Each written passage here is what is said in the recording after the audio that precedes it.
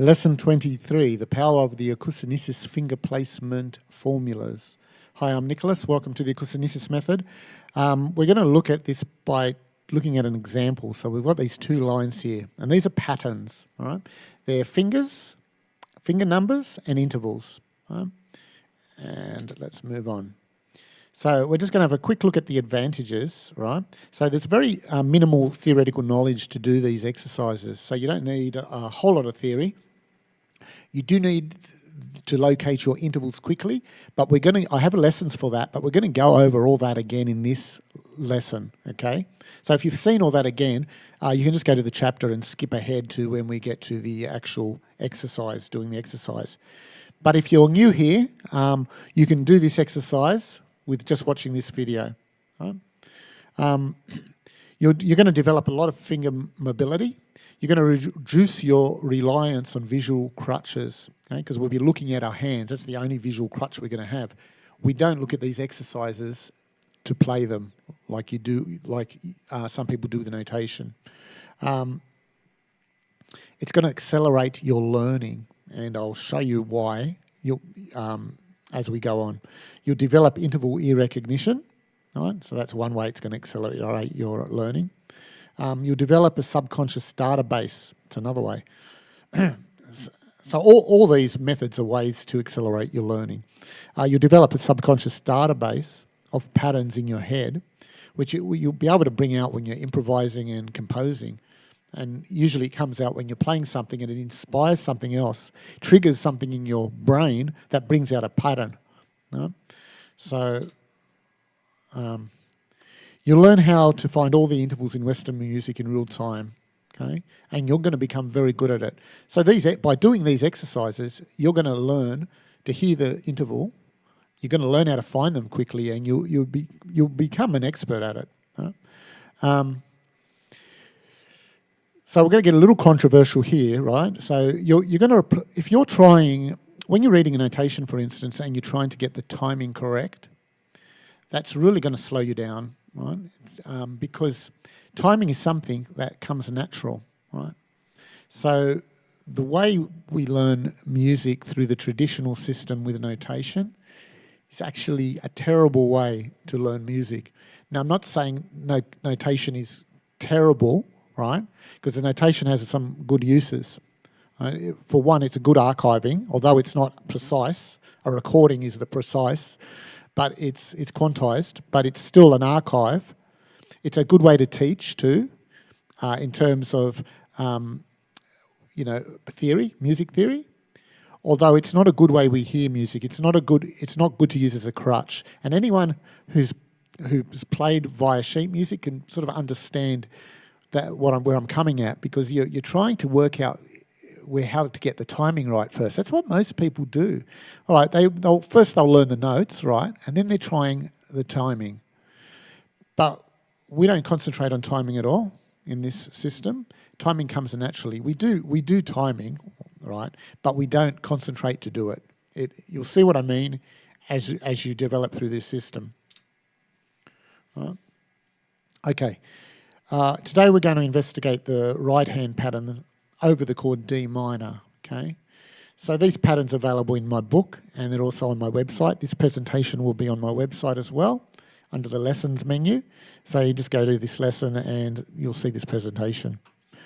Okay, so again, these are not to be used as a crutch, right? We just use these to work it out. And once we know it, we look down and we memorize it. Excuse me.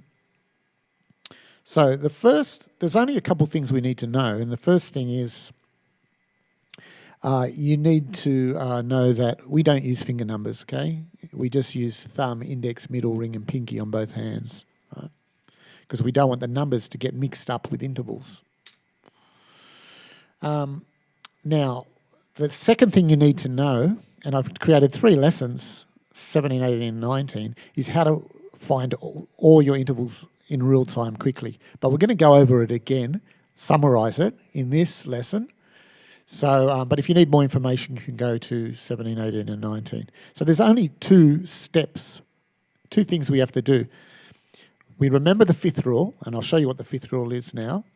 And then we're going to use the fifth and the octave to find all the other intervals. We're going to use them as our reference intervals, right? So let's remember the fifth rule. So the fifth rule says if it starts on a fifth, it ends on a fifth. If it starts on a white note, your thumb, your pinky ends on a white note, right? So you look at the shape of your hand and you just move your hand across. That's a fifth to fifth, fifth, fifth, fifth, fifth. The only exception's B, where you need to do this. And I'll show you this in a second, right? If it starts on a black note, keep the same distance. It ends on a black note. And then just here is the only exception, B flat. So B and B flat's your exception, and you just do this. Now I just want to show you something else. If you look down, you'll see this semitone space between E and F, right? Now when I slide over, right, to make this the D5, you can see that semitone space on the keyboard hasn't moved. It's still between E and F, but relative to your fingers, it's moved to the left, right? So you can see straight away that there's tone, tone, semitone space, that's a fifth. And a fifth is 1, 2, 3.5 tones. So then that's 3.5 because there's a semitone. There's 3.5. Semitone slid over there, 3.5, 3.5, 3.5. Since we get to B, we've got 2 semitones now. So that's only 3 tones, right? 1, 2, 3. So to turn this into a perfect fifth, we can do it 2 ways. We can either raise the pinky or raise the thumb, right? And that's where we get the B and B minor. B flat and B. B flat and B. B flat 5, B 5. Okay? That's how we find our fifths, right? Fifth, fifth, fifth. And you can go up and down like that. Fifth, fifth, fifth, fifth, fifth. Right, so once we have all our fifths, we can move on to the next rule. So the next rule is to memorise this table. Now, it's not as hard or scary as it looks because of the fifth rule. Because we know the fifth rule, right, we'll start with 1. 1 is our root, right? So it's going to be the root of a chord, a scale, or a mode, right? In this case, C is going to be our root. C is going to be our root here, right? While I'm demonstrating this. So our fifth is here, right? Which is the G, and our other one, high one, is up here, right? There's the octave. So there's our fifth. There's the octave. Okay. So let's just look at the fifth first. All right. So a plus 5 is just a semitone up. A minus 5 is a semitone down. A 6 is a tone up. A 4 is a tone down, right? So wherever we are, if on any fifth, there's a 6, there's a fourth. There's a plus 5, there's a minus 5. There's a 6, there's a fourth. There's a plus 5, there's a minus 5, okay? Right? There's a 5, plus 5, minus 5, right? 6, fourth. So by knowing, using your fifth, you've just covered 5 intervals. You've covered the 4, minus 5, 5, plus 5, and 6. Okay, so that's 5 intervals covered already. Right, we've only got 12 intervals. So we're going to cover the next 4 intervals by knowing that a minus 2 is just a semitone up, and a seventh is a semitone down from the octave. A 2 is a semitone up, right? A minus 7th is a tone down, right? So minor second is semitone, second is a tone, major 7th is a semitone down, minor 7th is a tone down, okay? Right? So we've covered everything except the thirds. Now the thirds are probably the hardest ones, but for now we're going to just count them for now. We know that a major third is 2 tones and a minor third is a minor, right? If you look at that last lesson I just showed you, it'll show you how to visualise the thirds. But for now you can just count. You can see there's 2 tones here, tone 1, tone 2, right? Now when I do that, if I put my hand up here and make a fifth, you're going to realise that your middle finger is going to be sitting, it's going to be sitting on a major or minor third. You just got to work out which one it is. So here it's a major, here it's a minor. The giveaway here is the space. Here there's no space, right? There's a space, no space, major, major. There's a minor, there's a space, there's a minor. It's a major, right? So that pattern visualization is that last video of mine, was it 16, 17, 18, which showed you how to visualize the thirds. And you can use common groups. You can group multiple chords together which have the same visualization. So that's one worthwhile. Anyway, so that's, you got to learn all that. Once you know that, remember, we're going to be learning this, right? You don't have to sit there and just, you could sit there and do it, right? But you're going to learn it by just doing these exercises. So that's the beauty of this. You're going to learn, and you're going to become very good at finding these intervals, right? You'll find by the, the 3 or 4 of these you've done, you're going to get it. All right, let's have a look.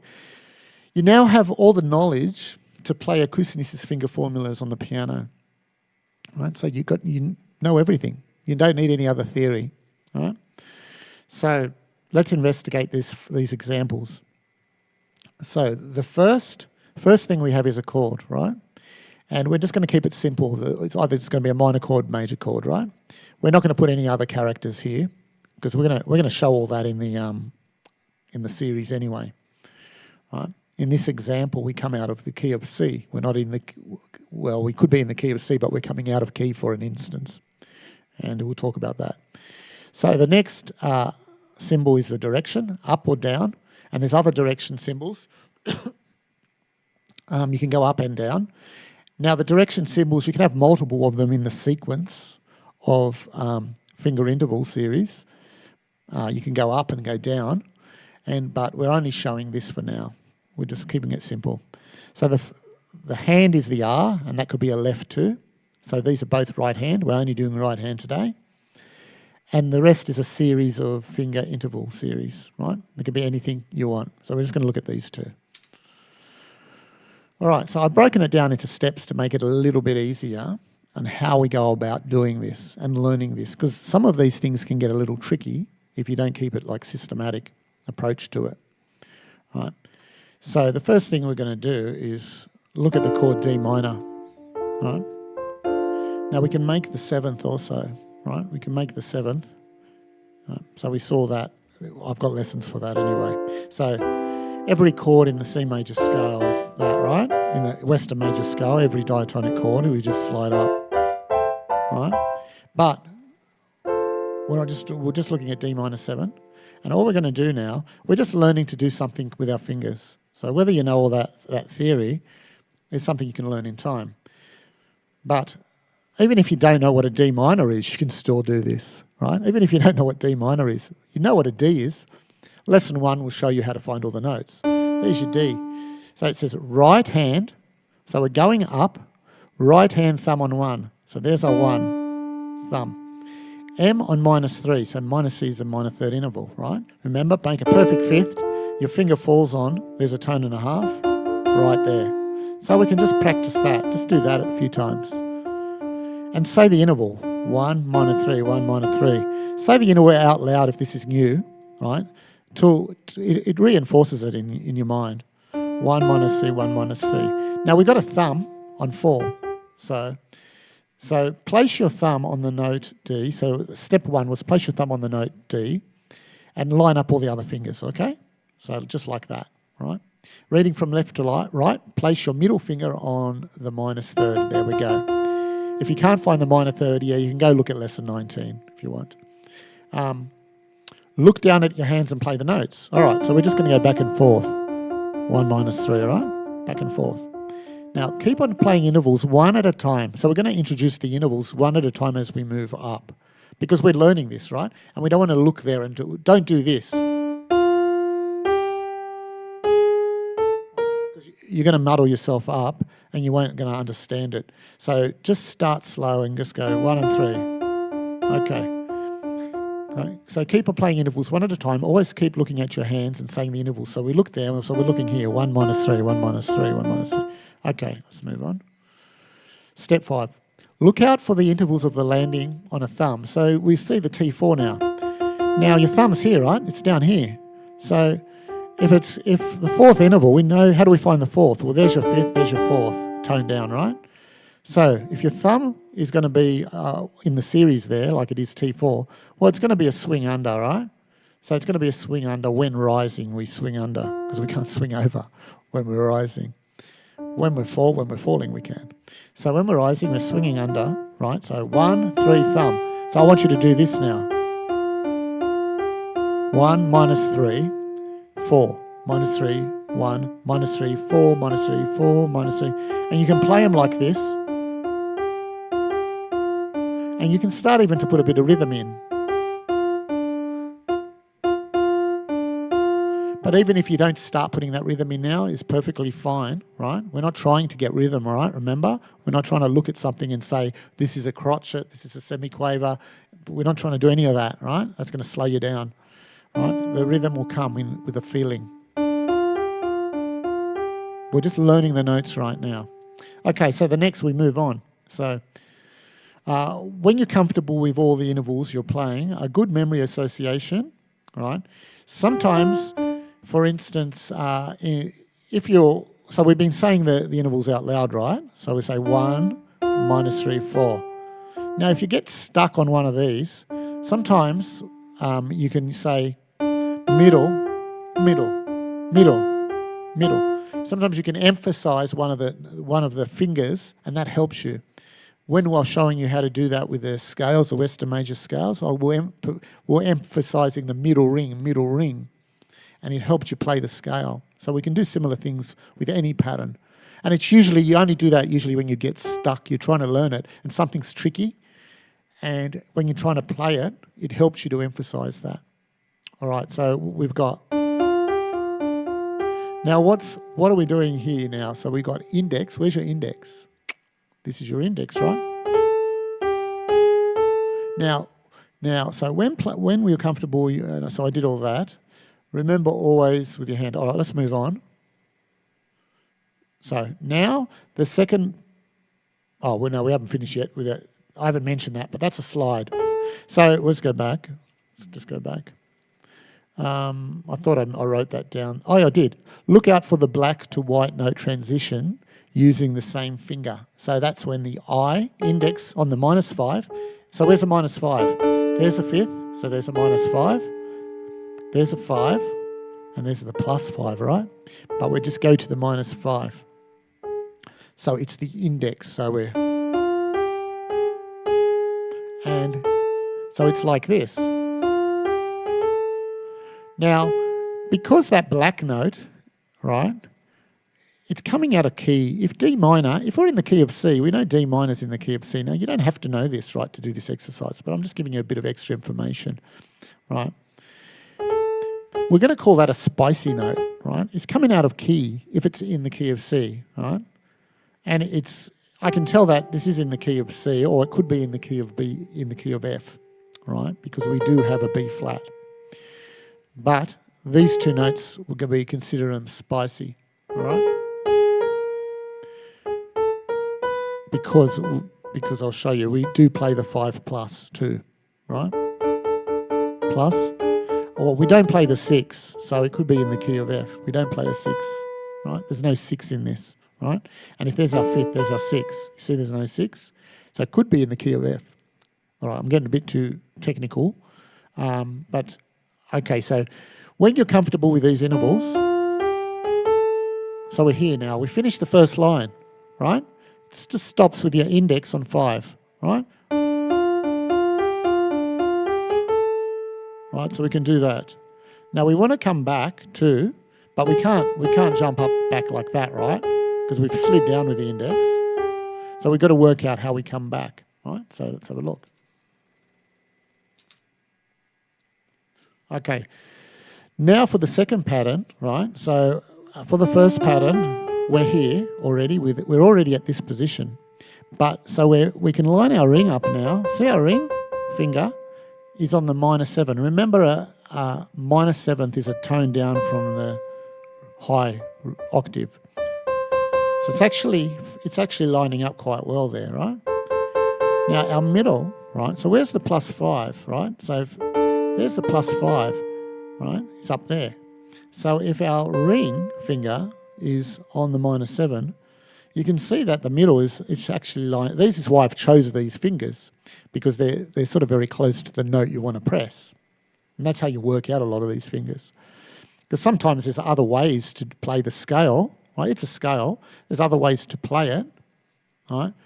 But you try to work out the most comfortable. And it all depends where you want to go too. You might want to go, end up going further up, so you might use a different finger position, or you might go the other direction. But we're just playing this exercise for now. Right, so ring middle is on, ring is -7, +5 is the middle, and it slides down again to the 5, right? So we have another slide. Usually a slide, so when it's coming out of key, it's usually fast. It's going to be a bit with jazzier sound, right? On the 5 now is there. So now we have an index on -5. So there's our index, there's our -5, and then we've got a thumb on the 4. There's our 4.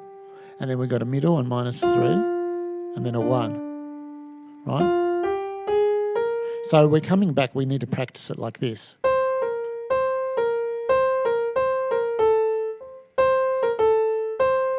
Like that. So we just got the 2, we're right up to the +5 and -5, right?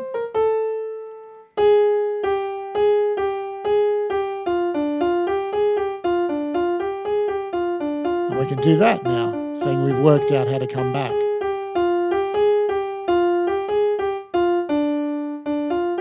And once you do it, right, you go slower, of course, go slower. You don't want to make mistakes. And just, you keep on saying the intervals until you're comfortable with them. -3, 4, -5, 4, -5, 4, right?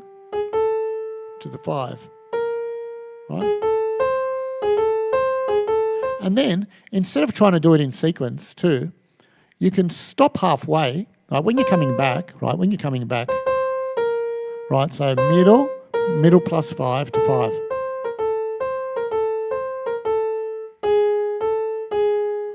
Now you can't go upwards, right, if you landed there, right? But you can do this, right?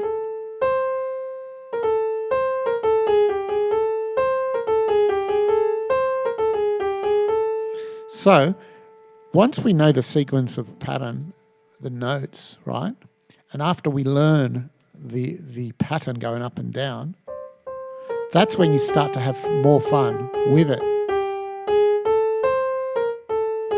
And you can change it, chop it up, right? But you want to give yourself a constraint. The first constraint would be to play the scales up and down and learn it. And then you'd start to chop it up, keeping the same fingers though, right? And just doing, so we got ring there on the 7, D minor. The middle lines up, and the index is on the -5. Oh, have a look here, and then look at my hands now. See that? See how it's just flowing down? So that's then now you're looking at patterns of the flow of your fingers and what they're doing. You've worked it out, right? So you've used the formula now to work it out. Once you've worked it out, you start to create memory associations of what you're doing down here, and it's the flow of your hands, and your hands flowing. Oh, well, that's easy, isn't it? It's just flowing downwards.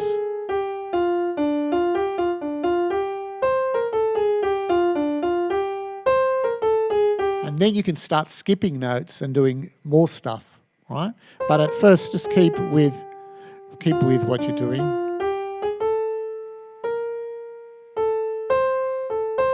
So we're not up here, right? So middle, we are up there. So do do do do do do do.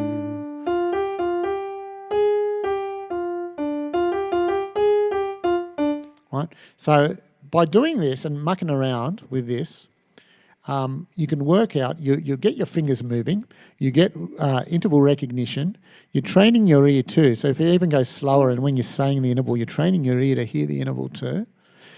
Now, you're going to hear intervals when they come out of key too. So let's have a look here. What other things can we observe about this? So we're going to get a little bit technical, but bear with me. So the black notes in the exercise may be considered spicy notes, right? Depending on the key signature that this pattern is in. We know there's a D minor, right? So the D minor is a bit of a giveaway. It could be a D minor exists in the key of C, right? It also exists in the key of F with the B flat there. Because a D minor, so it doesn't use a B there, right? It could be in B flat. What would it be in a B flat? In the key of F, sorry. It'll be 1, 2, 3, 4, 5, 6. It'd be an Aeolian mode, right? If it was in the key of F. If it was in the key of the C, it's a Dorian mode, right? Now, so let's just say we're in the key of C and it's a Dorian mode, okay? Then we have two black notes, and I consider these notes called spicy notes.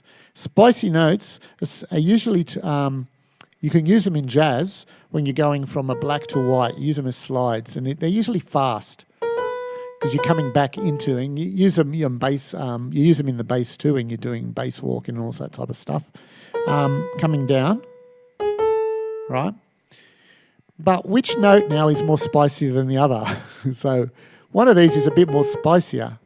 Well, when I look at this, I know, right, that A flat is going to be 2 peppers, and the B flat's only going to be 1 pepper's worth. Because I know the circle of fifths, right, and I know that C, and you're going to know it too, right, that F is just the next, it's a fifth down, right, from C in the circle of fifths, and we know F has got B flat. So the B flat is going to be the 1 pepper, because this chord here, if I'm playing this pattern and I'm not playing this A flat, I could just be in the Aeolian mode, right? In B minor Aeolian, which is a B minor key, B minor key. B minor Aeolian, right? But because I've got that, and if I'm in B Aeolian, then that wouldn't be spicy at all. If I identify the key straight away, then that would be the spicy note. And that would be worth 2 peppers, because an A flat is in the key of E flat, which is 2 around the circle of fifths, right? Because we have C, we got F, we've got B flat, and then E flat, right? So it's not just the next one. So that's more spicy. So we're choosing a note that's going to make our scale even more spicy. So that's how I see note. So when we come out of key, we can come out at 1 pepper or 2 peppers. So that's how I see it. Okay, so I think we're done, right? So I hope you've learnt a lot. Just a quick look at some other directions. So X is just the chord in front. So we can go up, up. We keep on rising, right, until you see a reverse in direction. So we could have another reverse within the sequence. We could use these. The graders can be used in the sequence. These are used at the front. So this just means we're rising and we're falling. Now, we're going to see a lot of these in the web exercises as you learn more patterns. My book has a lot of these. I'm just filling my book out with a whole lot of patterns, and I'm trying to put them systematically where they can sort of maybe progressively get harder, or maybe group certain patterns together. So if you want to learn a particular style, we could have a group of exercises that help you develop in that style. If you want to do some left-hand activity, we can have a group of exercises. So that type of thing. So my book's a living document, and every month, once you purchase the first copy, you get free revisions forever, as long as I exist. So these are the different types of patterns, and double equal just means you're going to usually on the left hand, but not always. You can just play the chord. So you'll see a pattern, and you just play it. So instead of arpeggiating the pattern, you just play it. And right. And again, that could be a right or left hand depending on the sequence. All right, so that's the end. In our next lesson, I think we're going to learn ways to memorise circle of fifths. I think I might do that. I think we're ready for circle of fifths just to talk about that. I sort of delayed the circle of fifths because there's millions of videos on that on the internet already. But I always have an interesting take, a way to see it and think about it. And hopefully I'll work out a way for you I have it in my book, to memorize it. Right. So by understanding it, of course, you're going to learn how to memorize it by just understanding the theory behind it, right, and how you derive it. But at the end of the day, you need to know the order of the circle of fifths, and you need to know the amount of black notes for each key, and you're just going to memorize that. And not only that, you have to visually memorize it on the piano. But the more composition you do in different keys, the more you're going to learn. If you're just writing songs in the key of C, well, you're not going to learn a whole lot of chords out of the key of C. So we're going to slowly get out of the key of C and go into other keys. And you'll find some keys aren't that hard. Even the key G flat is actually quite an easy key because it uses all the black notes. Any key, D flat, G flat, that use all the black notes, and even B, they're quite easy keys to improvise over because you just got to remember two of the white notes. That's all. You remember two white notes. So anyway, so that's it. And I'll see you in the next lesson or whatever I do in the series, whatever it's going to be. So I've got a few series now and I can pick and choose which videos I make. I'll work on probably, because maybe the most popular, I don't know. We'll see how I go. What I think is most important for students, not necessarily that I'm just going to stick to one thing if I think I'm getting a lot of views, because this is for you. This is so you can learn. So I've got to make sure that I have everything that you can do to progress, enough information. Anyway, that's it. See you. Bye.